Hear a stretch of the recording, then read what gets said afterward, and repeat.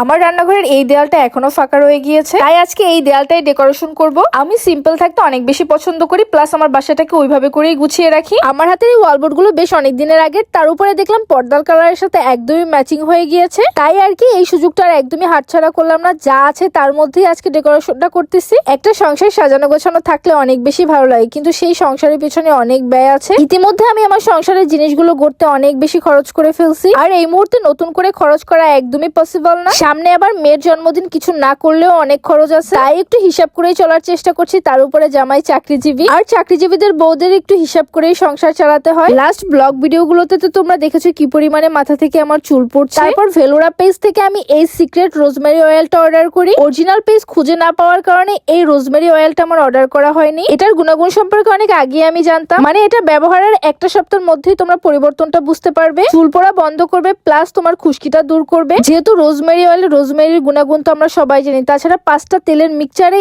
এই তেলটা তৈরি করা হয়েছে। সপ্তাহে মাত্র 2বার ব্যবহার করছি, তাও গোছলের 2টা ঘন্টা আগে। তোমরা চাইলে ওভারনাইটও রাখতে পারো, বাট অবশ্যই অরিজিনাল প্রোডাক্টটা নেওয়ার চেষ্টা করবে। 100% তোমাদের চুল পড়া বন্ধ হবে। তোমাদের সুবিধার্থে আমি তাদের পেজটা ট্যাগ করে দিলাম। এই বোর্ডগুলো সামনাসামনি দেখতে কিছুটা পুরনো হয়ে গিয়েছে, একটু খেয়াল করলেই দেখা যায় যে কিছু কিছু জায়গা নষ্টও হয়ে গিয়েছে, তারপরও লাগিয়ে দিলাম। ওই যে আয়ের মধ্যে ব্যয়টা করতে হবে। তো চলো এখন ফাইনাল লুকটা দেখে আসি ফুল রান্নাঘরের।